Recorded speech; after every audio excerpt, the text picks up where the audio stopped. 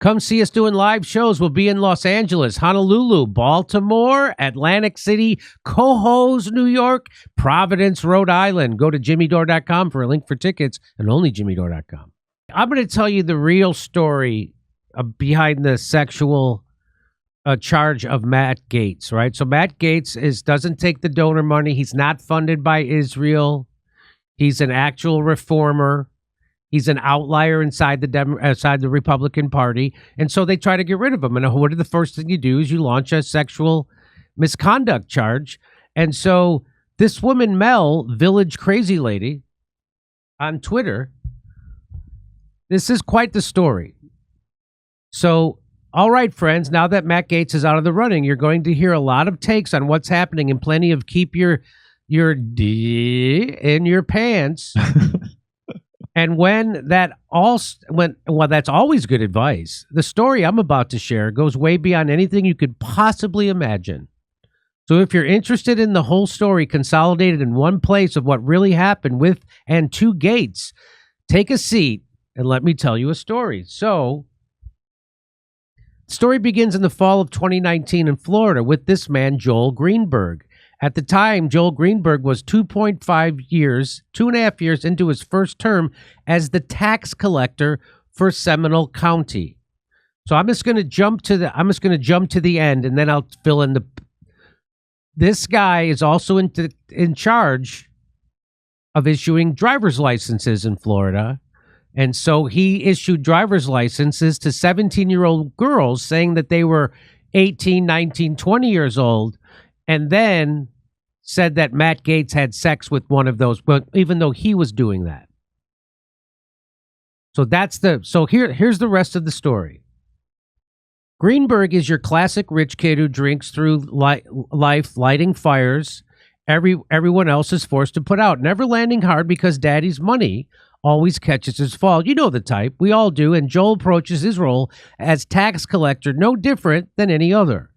By fall 2019, Seminole County was awash with rumors about the federal investigation into Greenberg's crypto scam with tax collector dollars. These rumors inspired a local music teacher, Brian Butte, to throw his hat into the ring and challenge Greenberg in the Republican primary slated for the following year. Despite the many advantages Greenberg held over Butte in the race, incumbency, wealth, name recognition, etc., Greenberg's significant criminal activity as tax collector likely contributed to him becoming obsessed with destroying Butte, both publicly and privately. So this guy is the criminal, and he's being challenged by Butte, and he decides to try to destroy the guy because he knows he has a criminal this guy has a criminal background. So throughout late 2019 and into 2020, Greenberg rolled out a series of ever-escalating smear tactics targeting Butte. They started rather typical, labeling Butte, who is from Michigan, as a carpetbagger, but they grew increasingly vicious. He created fake Facebook profiles pretending to be Butte students, leaving comments on public posts trashing Butte as an awful teacher and a pervert. Last year, the page posted an attack on Greenberg's primary opponent titled Creepy Brian Butte. The stalking charge against Greenberg alleges that he used a pseudonym to send letters to the middle school where Butte is a teacher, falsely claiming that Butte had a sexual relationship with a student. Greenberg allegedly set up a fake Facebook page making the same charge and set up a fake Twitter account in Butte's name promoting white supremacy. So this guy was going all out. Okay, this all comes back to Matt Gaetz. This is all going to come back to Matt Gaetz. Greenberg's antics finally reached an apex when he mailed handwritten letters to the administration at the school where Butte taught, accusing him of sexually assaulting the students. Greenberg probably didn't expect those letters to be taken so seriously, or else he would have likely been a little more careful. But alas, he was not. And when the letters were turned over to the local sheriff's office, both his fingerprints and his DNA were lifted from those letters, and he was arrested on June 23rd, 2020, and charged by the Department of Justice with stalking. At the time of this arrest, Greenberg's phone was confiscated and searched, and believe it or not, This is where his real legal troubles began. On his cell phone and later home computers, police found evidence of Greenberg committing damn near every crime in the book. Drugs, prostitution, identity theft, wire fraud, crypto market manipulation. But the silver tuna was a series of messages that occurred in the late spring through early fall 2017 between Greenberg and then 17-year-old girl discussing, among other things, their many sexcapades around Florida and beyond. Further investigation revealed that from December 26 through December 2018, Joel Greenberg was a customer on a sugar daddy website where he solicited various women for sex and escort services. This is where he met the aforementioned 17-year-old girl. One of the individuals Greenberg paid for commercial sex acts was a minor under the age of 18. For part-time, when Greenberg paid her to engage in commercial sex acts with him and others, referred to herein as the minor. Greenberg met the minor over the internet on the website. The minor had an account on the website in which the minor represented that she was an adult. All told, Mr. Greenberg spent $70,000 on hookers he met on the sugar daddy website, much of which he paid for with the government-issued American Express card. He had an online account at a website that advertised itself as a place where sugar daddies could find sugar babies. Greenberg used at least 4 accounts to pay for commercial sex acts: his personal Venmo account, his personal American Express account, his American Express account at the tax collector's office, and his personal Fifth Third Bank account. From December 2016 to December 2018, Greenberg used those accounts to conduct more than 150 financial transactions totaling over $70,000, all of which involved Greenberg paying women for commercial sex acts using those accounts. This all comes back to Matt Gaetz. In August 2020, the Department of Justice charged Greenberg with sex trafficking of a minor, identity theft, and production of false identification documents, among other things. Turns out in Florida, the Office of County Tax Collector doesn't just collect taxes, they also issue driver licenses and state IDs. And Mr. Greenberg had taken full advantage of this privilege during his time in office. Greenberg had not only created multiple false Florida ID cards for himself, he also created a fake ID for his underage lover after finding out that she had been lying to him about her age. It says right there, they discovered evidence that Mr. Greenberg, whose job responsibilities included issuing licenses, was creating fake identification cards for himself and a teenage girl. And this is where Matt Gaetz comes into the story. So there's Greenberg, and there's Matt Gaetz, and there's Roger Stone. From what I can gather, Gaetz and Greenberg became acquainted at some point in the first half of 2017. The first public record of them associated on a private level comes from this picture posted on Twitter on July 8th, 2017, with none other than Roger Stone. I think it's safe to say that the two did become friends. How good of friends, that's up for debate, but there was a relationship. Okay. After getting arrested in June 2020, at some point, Mr. Greenberg, lawyer, approaches Bill Barr's Department of Justice with a proposition. He claims he can provide evidence that a sitting congressman, Matt Gaetz, had engaged in sex acts with a minor. Bill Barr's so this is Greenberg trying to get a deal for himself. So Bill Barr's Department of Justice then proceeds to open a secret investigation into these allegations that remains a secret until it's leaked the next spring on March 30th, 2021 by the New York Times. Wonder why? Part 3, but this is the same Matt Gaetz that says Bill Barr was in on the Jeffrey Epstein murder. That's the same. Yep. So do you see what's happening?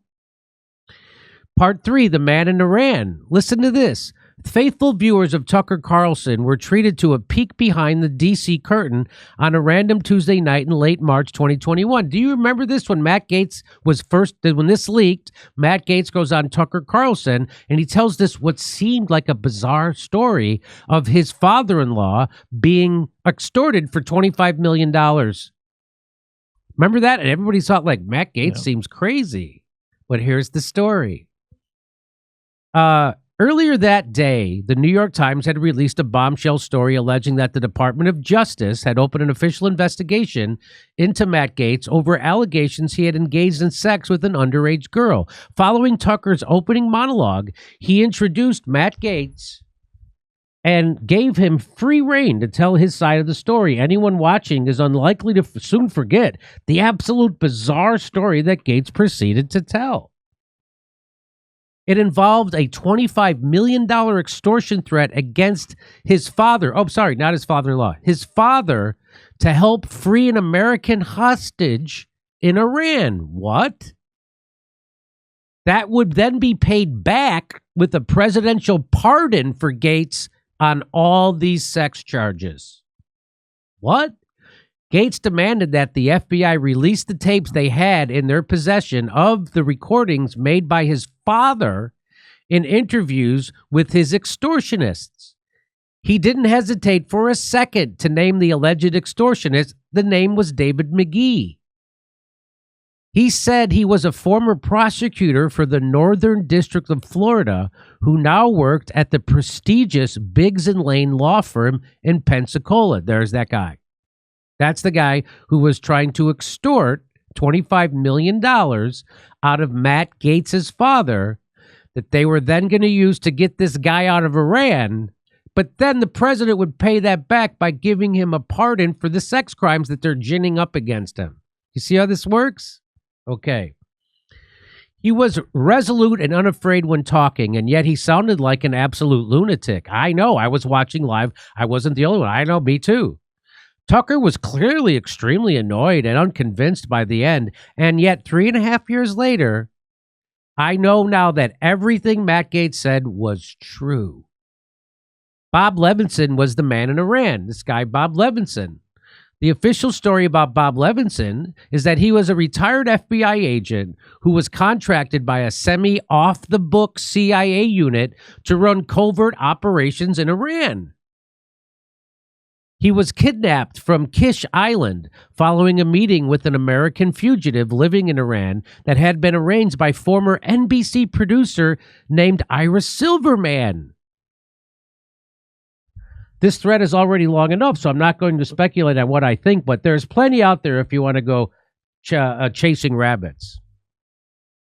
So Levinson gets kidnapped in March 2007, and his disappearance was acknowledged by George Bush in June of 2007 as concerning. But no one from the federal government will admit that Levinson was working for the CIA.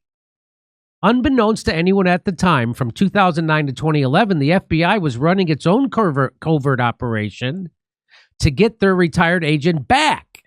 And they had devised an ingenious plan to keep the whole thing off the books. They contracted with a Russian billionaire, Oleg Deripaska, to pay for the rescue mission, $20 million in total, in exchange for a fast-tracked green card for Deripaska and his family. You see how this all works? It's amazing. Enter David McGee. During his time at the Department of Justice, McGee worked as an organized crime task force. That's how he knew Bob Levinson, who specialized in Russian money laundering. McGee became a liaison between the Levinson family and Deripaska. See this? Now let me just step right here and say this whole thing is nuts and stinks to high heaven. To make matters worse, who was the FBI point man for the Deripaska deal? Andrew McCabe. Yes, that Andrew McCabe. You know, the one from the FBI who got caught with his text messages and lying about all that stuff. And the Russiagate, the Andrew McCabe Russiagate guy. Anyway, the FBI team gets a couple proof of live videos meaning that Levinson's still alive, and they have a soft arranged in place when the Clinton State Department steps in and shuts the whole thing down. Something got them spooked, and it's never been disclosed what it was. But after 2011, Levinson is never heard from again. All along, the Iranians deny any involvement in his disappearance. So eventually the CIA gets desperate, and a handful of classified documents confirming Levinson's contact with the CIA are leaked to the AP in December 2012. Still, the Iranians don't budge. This was surprising because at this point, they no longer have any reason to lie. The Americans weren't lying anymore. Time to start negotiations. But nope, the news was greeted with radio silence. Years go by, and no more pictures or videos ever arrive. And then comes the Iranian nuclear deal of 2016. Unbeknownst to most, the Obama team had negotiated the release of 4 Americans being held in Iran in exchange for the U.S. dropping charges against 7 Iranian nationals for sanctions violations. Bob Levinson was not one of those Americans. The American Jewish community was furious. They already saw the Iranian deal as a stab in the back to Israel, but when the word broke about the prisoner exchange and Bob Levinson wasn't on the list, many took it as a deliberate betrayal of American Jews too. Fast forward some more. Trump takes office, cancels the nuclear deal. Christine Levinson sues Iran in U.S. courts and is awarded $1.2 billion judgment in January 2020. And in March 2020, the U.S. government declares Bob Levinson legally dead. Case closed, right? Wrong. At some point in the summer of 2020, a former Air Force intelligence officer named Bob Kent claims to have received news from his network in Iraq, alleging that Bob Levinson was still alive. Kent even claims he received pictures to prove it. So Kent contacts David McGee, who then tells Kent about the last privately funded search and rescue for Levinson, and that's when Kent hatches the plan to rope Don Gaetz into paying for this, so Matt Gaetz' father, into paying for the new rescue mission. So now I know what you are all wondering. How did these men know about the Matt Gaetz investigation? How did all these people know that the Department of Justice was investigating Matt Gaetz? To my knowledge, that has never been revealed. If I had to guess, I'd say someone in the Department of Justice or FBI leaked that info to McGee, who then told Kent about it when he was contacted. But that's not okay. This is the part of the story where I start spiraling. I start wondering just how long this plan had been in the works. Nothing adds up, but for now, I'll spare you my suspicions and stick to what I know. Part 3, the grand plan.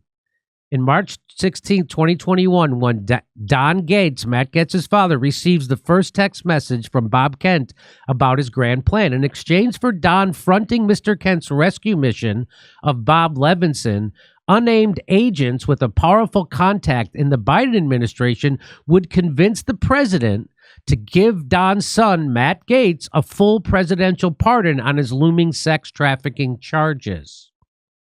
The price, $25 million. I wish I had a picture of Don Gaetz' face when he read that. You're going to have to pay us $25 million. Naturally, Gaetz Sr. was incredulous. What in the world was this man talking about? Matt wasn't facing any sex trafficking charges. Don called Matt, who immediately told him to contact the local FBI office. The FBI suggested that Don meet with David McGee wearing a wire, and Don agreed. However, just before the meeting took place, Don requested a written acknowledgement from the FBI on the purpose of this investigation and meeting. He was worried something he said could be used against Matt in the case they still didn't know anything about. The FBI was reluctant at first, but they eventually agreed. The very next day, the New York Times ran the leak on the Department of Justice case against Gaetz. There it is. Going back and watching the Tucker Gaetz interview again this week, everything he said finally made sense. The FBI had planned to use Don's meeting with McGee against Matt. The quasi-immunity demand from Don quashed that, so they leaked the story to the New York Times and then buried the wiretapes. McGee and Kent denied everything. They said there was no extortion. It was a simple proposition. They accused Matt of using this to distract from his charges. Oh, really? Then why'd they where's the wiretap then? Where is it? Former Air Force intelligence officer accused of trying to extort Matt Gaetz breaks silence to admit he did ask Congressman's father for $25 million, but says it was to rescue an American hostage, Robert Levinson, in Iran. But wait, there's more. Because this story wasn't already weird enough, here's another twist. So at the same time that Don Gaetz was getting those messages from Kent and McGee, Scott Adams, the Dilbert guy, he receives a message from an acquaintance of his named Jacob Novak, who works as the media director for the Israeli consulate. The first one arrives the Saturday before the story breaks. Here's the first one. It says, "Scoop, I can't report. Representative Gaetz is the subject of a secret grand jury probe of sex with minors and possibly murder conspiracy. I trust the source. Charges, accusations apparently very credible." This is to Scott. What? This is amazing, right?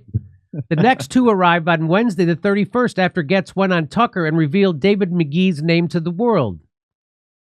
"I don't want to believe him, but my sources said it looks bad from closer in. I'm betting against it, but the extortion counterclaim sounds credible. Has witnesses, apparently. The backstory is this is screwing up my efforts to free Bob Levinson. Gates' dad was secretly finding us. Finding us? I'm going to say... So I'm very much wanting this to be untrue. I've got a commando team leader friend of mine nervously waiting for wire transfers to clear. They have documents? Yes, some numbers and facts have been altered. The real documents do not extort, and we only asked for $25 million as an estimate at first. We came way down."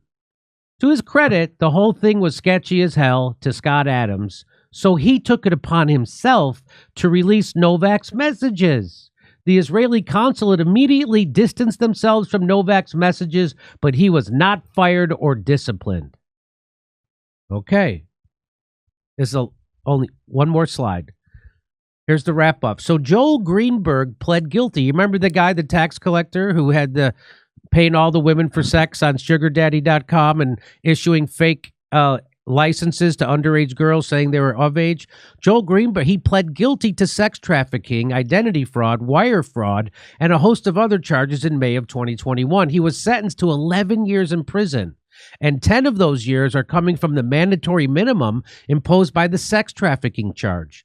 The Department of Justice did not close its case against Matt Gaetz until October of 2022. They never publicly acknowledged why he was not charged, although it becomes fairly obvious once you learn that Joel Greenberg had produced fake IDs for the underage girl in question. How can you convict someone of statutory rape when this woman was using a real state Florida driver's license to present as being of age? So, of course, because it's the swamp, that's not where Matt's troubles ended. So what it looks like to me, Ian, is that maybe Matt Gaetz did have some kind of sex with an underage girl, but that he was set up by this Greenberg because he gave the underage girl a fake ID that it's a real ID. It wasn't fake. It was a real ID that said she was of age. So that complicates the process. That's why they can't prosecute. Does that make sense to you? Absolutely. I mean, the story is so crazy, and I saw it pass through my Twitter feed, and I saved it and didn't have time to read through it all. So I'm super glad that you just did. So there's just go ahead. Yeah. Finish it up. Let me just finish it. So, but of course, because it's the swamp, that's not where Matt's troubles ended. The snakes in D.C. were going to milk that investigation for all it's worth. And when Gaetz went for McCarthy during the speaker fight, McCarthy and his allies plotted carefully to get their revenge. So now they got this over him. So this guy's a wild card, just like they would do to Bernie. And the FBI threatened to prosecute his wife, allegedly. Just like this is how they control everybody, right? That's why they have P. Diddy parties. Yep. That's why they have Jeffrey Epstein. So We saw the culmination of that plotting on full display today. There are still lots of unanswered questions. Who is the we that Jacob Novak referenced in his text to Scott Adams? Who leaked that info about the Gaetz case to Bob Kent? Was Joel Greenberg running a honeypot scheme? If so, for who? Sure would be nice to get an attorney general in office who actually gave a damn about answering any of those questions. So that guy, Joel Greenberg, who's in prison, was he running a honeypot? Did he do that to set up Matt Gaetz? Looks like it. So go ahead, Ian. You take it where you want.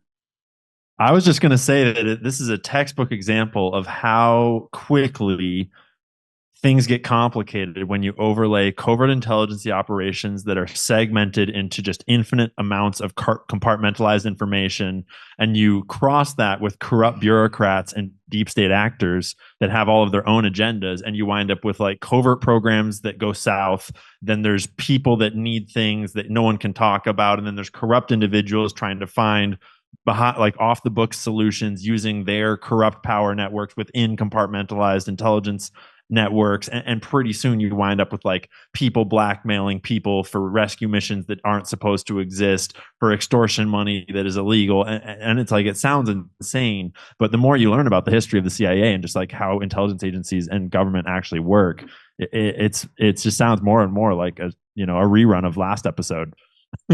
That's insane. So do you think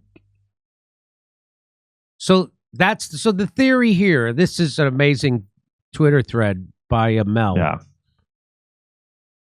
And I remember I was watching Tucker Carlson, or I saw the video of Matt Gaetz on Tucker Carlson because it was such a crazy, bizarre thing. It was like, it sounded like Matt Gaetz was full on batshit crazy. Yeah. But now we know. Before we knew nearly as much about him, too. Yeah. We didn't know anything about Matt Gaetz at the time. No. So the media is always smearing him, and of course, so he goes up against, whenever he goes up against power, they pull this shit out. So now I bet they pulled this shit out again, and they said, hey, but you did have sex with an underage girl, even though you can't be convicted of it because a jury wouldn't find you guilty because this guy set you up with a real Florida ID that said she was older.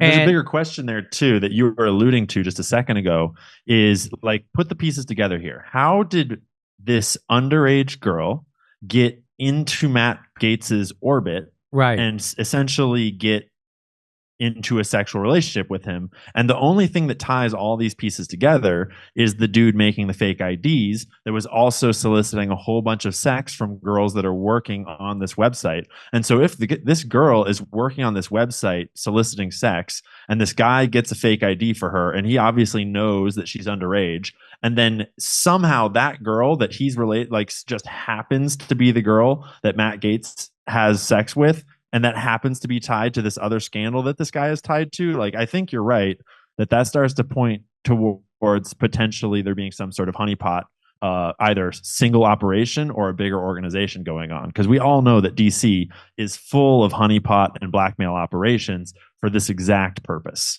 Exactly. Because it's not like a senator, like Matt Gaetz isn't just like inherently interacting with a whole bunch of 18-year-old girls in his daily life. Right. Like, it's not like there's a whole lot of them walking through his normal daily routine. So the question is, how did she get into his daily routine, and who put her there? That's right. Is there something else behind that coincidence? How old is Matt Gaetz? He's 40. I'm also curious when he married Ginger Gaetz. He's 42. So he's not the best look. So he was like late 30s when okay. So it's not a crazy theory to think that this everything that, but also that they then use this because the establishment does not want Matt Gaetz. The Mossad doesn't want Matt Gaetz. Bill Barr, the people who killed Jeffrey Epstein, do not want Matt Gaetz as the attorney general. So they're going to do anything and everything, and they're going to use all the blackmail and compromat that they have to get him out of and withdraw his nomination.